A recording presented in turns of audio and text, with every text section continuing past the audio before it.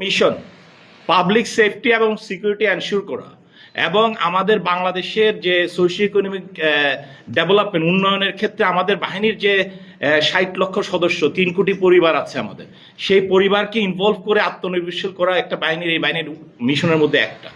আর আরেকটা হচ্ছে বাংলাদেশ সেনাবাহিনীর সাথে যে কোনো বাংলাদেশ সেনাবাহিনী বা যে কোনো সশস্ত্র বাহিনীর সদস্যদের সাথে আমাদের যে বিভিন্ন দুর্যোগ এবং যুদ্ধকালীন পরিস্থিতিতে আমাদের প্যারামিলিটারি ফোর্স হিসাবে আমাদেরকে ভূমিকা রাখতে হবে। That is our mission. এবং সেই মিশনের পার্ট হিসাবে আমরা কি জানি যে এই 4 ধরনের আমাদের অঙ্গ সংগঠন আছে, 4 ধরনের এলিমেন্ট আছে, আমরা জানি না। এবং সেইভাবে আমি বলবো যে আমরা পরিচিতও না।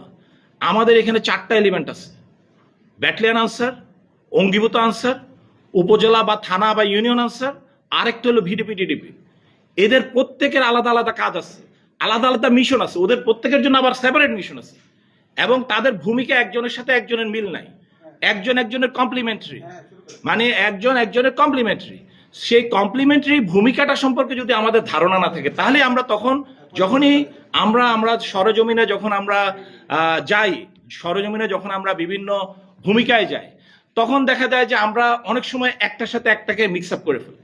যেমন আমরা মনে করেন সচিবালয়ে যারা তখন আমাদের বিভিন্ন সময়ে যে ওই সময়ে সচিবালয় কেন্দ্রিক বিভিন্ন আন্দোলন হয়েছে বিভিন্ন দাবির পরিপ্রেক্ষিতে, ওখানে আমাদের শুধু একটা, এই 4টার মধ্যে একটা অঙ্গ সংগঠন শুধু ওখানে সদস্য যারা ছিল তারা তাদের দাবিগুলো জানিয়েছিল চাকরি স্থায়ীকরণের জন্য। তো সেই কারা এরা, এটা কিন্তু সবাই না, অনলি একটা element. Out of our 60 lakh they are only 50,000 or plus এই ধরনের।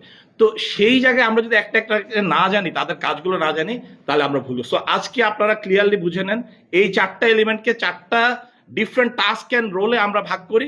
ব্যাটালিয়ন আনসার হচ্ছে আমাদের লাইট ইনফ্যান্ট্রি, যারা যুদ্ধকালীন সময়ে আমাদের যে ইনফ্যান্ট্রি ব্যাটালিয়নগুলো আছে সেনাবাহিনীর, তাদের সাথে সমানভাবে তাল রেখে ওইভাবে প্রশিক্ষিত হয়ে ওইভাবে ইকুইপমেন্ট হয়ে যুদ্ধ সরঞ্জামাদি নিয়ে তাদের সাথে যুদ্ধে এবং বিভিন্ন দুর্যোগকালীন মুহূর্তে কাজ করবে। অঙ্গীভূত আনসাররা হচ্ছে আমাদের যতগুলো পয়েন্ট সিকিউরিটি, যে আমাদের বিমানবন্দর থেকে শুরু করে বিভিন্ন কেপিআই এবং বিভিন্ন বেসামরিক স্থাপনা, অর্থনৈতিক স্থাপনা, যেগুলো গুরুত্বপূর্ণ স্থাপনা, যেগুলো প্রোটেকশন দিতে হবে, তাদেরকে ওইভাবে তৈরি করা হয়। এবং তারা কিন্তু ফিক্স থাকে ওখানে, they are fixed doing fixed duty in a fixed area, not like the battalion Ansar. আমাদের উপজেলা এবং থানা আনসার হচ্ছে আমাদের যে বিভিন্ন জাতীয় পর্যায়ে, সামাজিক পর্যায়ে এবং বিভিন্ন সময়ে যে বিভিন্ন যেমন মাদকের বিরুদ্ধে একটা অপারেশন করতে হবে, ফর এক্সাম্পল আমাদের বর্ডারে পুশিং হচ্ছে, তখন বিজিবির সাথে কাজ করতে হবে। এই জায়গায় যে কাজগুলো করে সেটা আমাদের উপজেলা এবং থানা আনসাররা করে, যেটা ইনস্ট্যান্টলি স্থানীয়ভাবে মোতায়েন করতে হয়, ওখানে ওই এলাকায় যারা আছে তাদের মধ্য থেকে মোতায়েন করতে হয়। তাদেরকে আমরা প্রশিক্ষিত করে তুলি। এবং এরা যুদ্ধক্ষেত্রে কিন্তু যখন যুদ্ধ হবে, বাংলাদেশে যে আমাদের লিবারেশন ওয়ারের সময় যে আমাদের যে মুক্তিযোদ্ধা যারা, সেই মুক্তিযোদ্ধাদের যে ভূমিকা, যে গণমানুষের থেকে যে যারা তৈরি হয়েছিল, দিস ইজ দ্য এলিমেন্ট। এরা ভলেন্টিয়ার, এরাও কিন্তু ভলেন্টিয়ার, স্বেচ্ছাসেবী। ওদেরকে প্রশিক্ষিত করে উপজেলা এবং থানা পর্যায়ে তৈরি করা হয় কোম্পানি আকারে, লাইক আমাদের army, but they are not like battalion Ansar. এটার সাথে এটাকে মিশানো যাবে না। সো এই যে থানার যারা আছে, তারা যুদ্ধকালীন সময়ে 60 লক্ষ লোকের মনে করেন একটা বিশাল সাংগঠনিক পুরা উপজেলা, থানা, ইউনিয়ন ভিত্তিক এরা সেই সক্ষমতা রাখে। তাদেরকে সেভাবে প্রশিক্ষিত করে তুললে গণপ্রতিরক্ষায় কোনো ভূমিকা আমাদের দেশে কোনো ঘাটতি হবে না। সেইভাবে এদের পরিচয় কিন্তু কখনো হয়নি, ছিল সাধারণ আনসার নামেই ছিল। আমাদের যে কনসেপ্ট এই বাহিনীর, আনসার এবং গণপ্রতিরক্ষার বাহিনীর যে কনসেপ্ট, সেখানে ওদের অস্তিত্ব সেভাবে ডিফাইন করা ছিল। এগুলো আমরা এখন অস্তিত্ব করছি, এদের ট্রেনিং দেওয়া হয়েছে।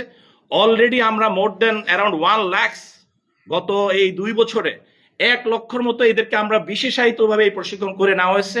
এখন মনে করেন কোথাও আমার হঠাৎ করে, যেমন ওই ব্রাহ্মণ আখাউড়ায় হঠাৎ করে মাজারে একটা সিকিউরিটি দিতে হবে, আমাদের পুলিশ এবং অন্যান্য যারা আইন শৃঙ্খলা রক্ষাকারীর বাহিনী আছে তারা হয়তো অন্য জায়গায় ব্যস্ত, তখন আলটিমেটলি আমাদেরকে এই ফোর্সগুলোকে দিয়ে কমপ্লিমেন্ট করতে হয় শান্তিকালীন সময়।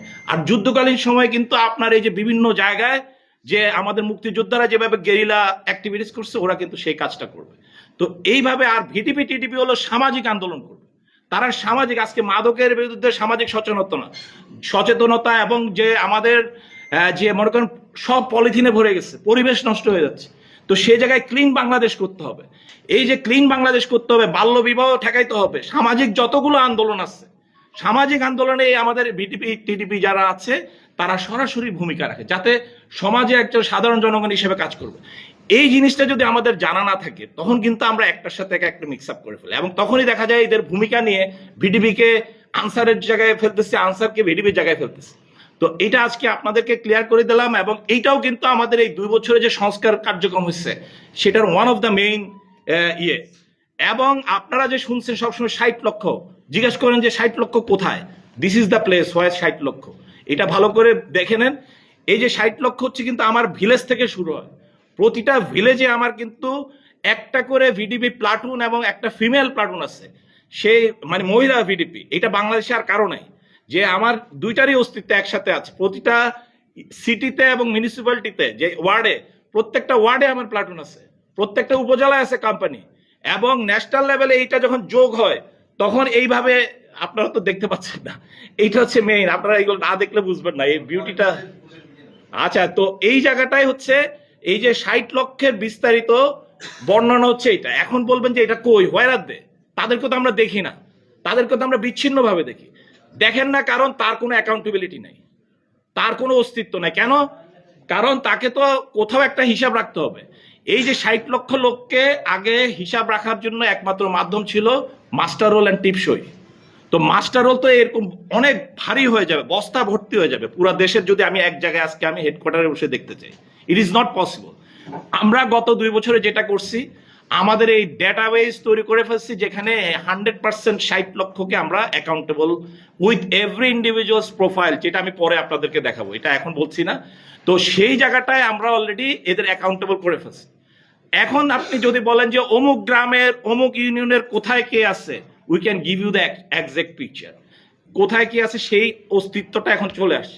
So now we can claim that we have our this people. এখনো অ্যাচিভ করা যায়নি।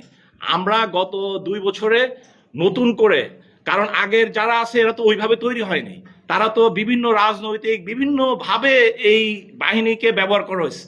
তো সে জায়গায় আমরা এখন নতুন করে তৈরি করা হয়েছে 4.5 লক্ষ, আমরা 4 লক্ষের মতো নতুন করে ট্রেনিং করছি। তাদেরকে আপনার ইলেকশনে শক্তভাবে দাঁড়াইতে দেখছেন। আগে যেরকম মাজা ভাঙ্গা করে দাঁড়াইতো, এরা কিন্তু এখন শক্ত করে দাঁড়াইছে। তো সেই জায়গাটায় আমি বলবো যে আমাদের এই 60 লক্ষ লোকের অস্তিত্বটা আপনারা দেখতে পাইছেন। উদাহরণস্বরূপ এই যে কচুয়া একটা উপজেলায়, আসলে দেখেন একটা উপজেলা যদি দেখি, এই উপজেলায় আমাদের কারা কারা আছে, 65টা আমার প্লাটুন আছে, ছেলে 65টা মেল একটা উপজেলায়, এবং কোম্পানি তো আছেই। যদি আমি এটা জেলায় যাই তাহলে এটার স্টেট কিন্তু 425টা আমার male and female platoon, platoon মানে 30 জন। আর পৌরসভা, প্রত্যেকটা জেলায় তো একটা পৌরসভা আছে বা একাধিক পৌরসভা আছে, পৌরসভার ক্ষেত্র সেম আমাদের আলাদা এই প্লাটুনগুলো ডেপ্লয় করা আছে। এখন কেন আমরা বারবার এই ধরনের চিত্র দেখি? হোয়াই? এইটা তো হওয়ার কথা ফোর্স মাল্টিপ্লায়ার।